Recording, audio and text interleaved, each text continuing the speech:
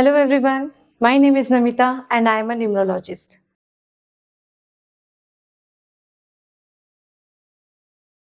आज हम बात करेंगे नवरात्रा यानी कि माता के 9 रूप।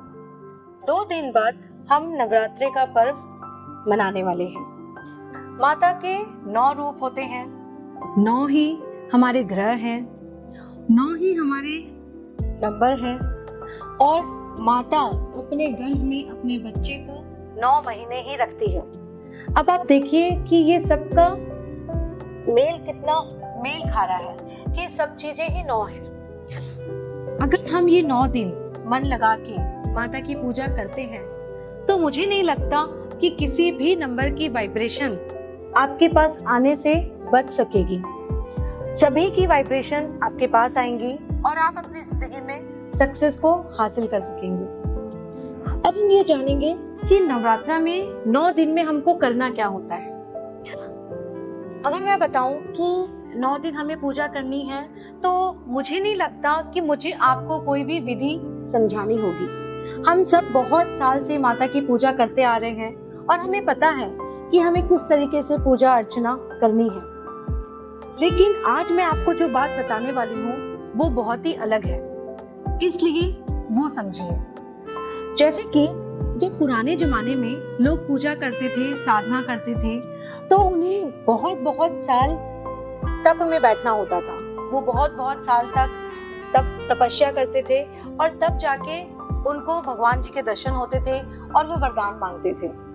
उसके बाद धीरे धीरे उस साल के बाद जब थोड़े से साल बीते, उसके बाद जब राजा महाराजा लोग आए तो उस समय वो लोग होम यज्ञ जितने भी पूजा पाठ अर्चना अपने घर में जो हम पूजा अर्चना करते हैं उस तरह से हम अपने बड़े रूप में पूजा करते थे और उसका भी फल हमें बहुत अच्छा मिलता था और हम अपनी लाइफ में सक्सेस को जल्दी हासिल करते थे। लेकिन आज के जमाने में न तो हम तपस्या कर सकते हैं और ना ही इस भाग दौड़ वाली जिंदगी में हम बैठ के 3 या 4 या 5 घंटे पूजा कर सकते हैं।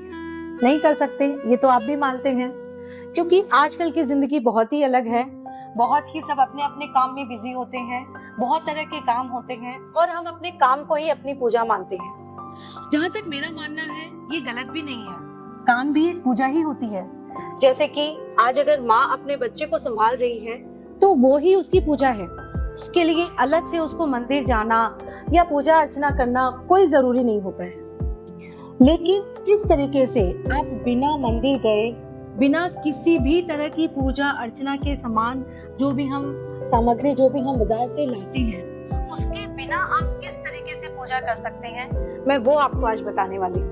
पहले हम जानेंगे कि माता के कौन से 9 रूप हैं। जैसा कि हम सब जानते हैं, पहली शैलपुत्री, दूसरी ब्रह्मचारिणी, तीसरी चंद्रघंटा, चौथी कुसुमांडा, के बाद है 5वीं स्कंद माता, 6ठी कात्यायनी देवी, 7वीं कालरात्रि, 8वीं महागौरी और 9वीं सिद्धिदात्री। तो ये माता के 9 रूप हैं।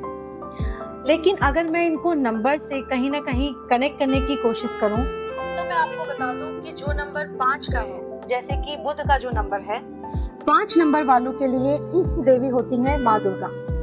बैलेंस का नंबर होता है और हम सब चाहते हैं हमारी जिंदगी में बैलेंस हो, चाहे वो करियर में हो, चाहे वो रिलेशंस में हो, चाहे अपनी नियत में हो, चाहे आप अपने हेल्थ में हो, आप किसी भी फील्ड में हो, लेकिन आपको बैलेंस जरूर चाहिए। हम हमेशा एक बैलेंसिंग अप्रोच के साथ जिंदगी में आगे बढ़ना पसंद करते हैं और वो अच्छा भी होता है। जब हम बैलेंस्ड होते हैं तो हमको किसी चीज की चिंता नहीं होती है। जैसे कि अगर हम खाना भी बैलेंस्ड वे में खा रहे हैं तो हमारी हेल्थ अपने आप ही अच्छी होती है। अपनी नियत को भी हमें बैलेंस रखना चाहिए। कभी ये नहीं कि आप बहुत ज्यादा पाप की तरफ ही होते जा रहे हैं और कभी ये भी नहीं कि हम बहुत ज्यादा पुण्य की तरफ हो रहे हैं और हम अपने रिलेशंस को टाइम ही नहीं दे रहे हैं। ऐसा नहीं होता है। गृहस्थ जीवन में रह के भी हम बैलेंस जिंदगी को आराम से जी सकते हैं। तो जो भी लोग नंबर 5 से रूल हो रहे हैं उनके इष्ट देवी होती है माँ दुर्गा। लेकिन मेरी अगर आप माने तो आप किसी भी नंबर से रूल हो रहे हो, आपका कोई भी नंबर हो, लेकिन अगर आप माँ दुर्गा की पूजा अर्चना करते हैं तो आपको जिंदगी में सक्सेस जरूर मिलती है। अब मैं आपको बताऊंगी 3 मैजिकल वर्ड।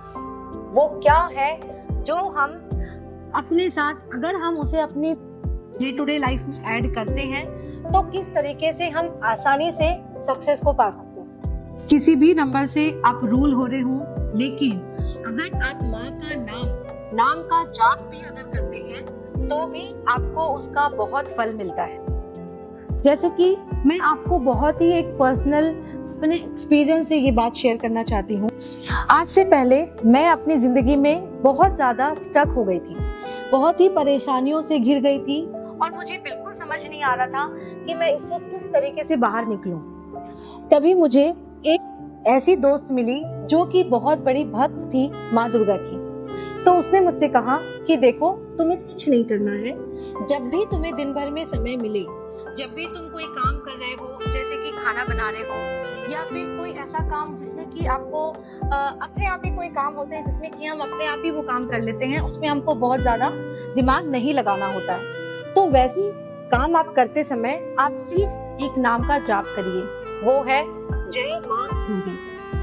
जय माँ दुर्गे का जाप अगर आप दिन भर में किसी भी समय करते हैं और इसको अगर अपने रेगुलर हैबिट में लेके आते हैं तो सच मानिए बहुत सारी तकलीफें आपकी जिंदगी से गायब हो जाएंगी और आप अपनी जिंदगी में वो सक्सेस हासिल कर सकेंगे इसके बारे में कि आप सोच रहे हैं। जैसा कि मैंने पहले भी बताया, आज का समय कलयुग का है। यहाँ पे किसी भी तरह की आपको पूजा अर्चना करने की जरूरत नहीं है, सिर्फ नाम का ही इतना महत्व है।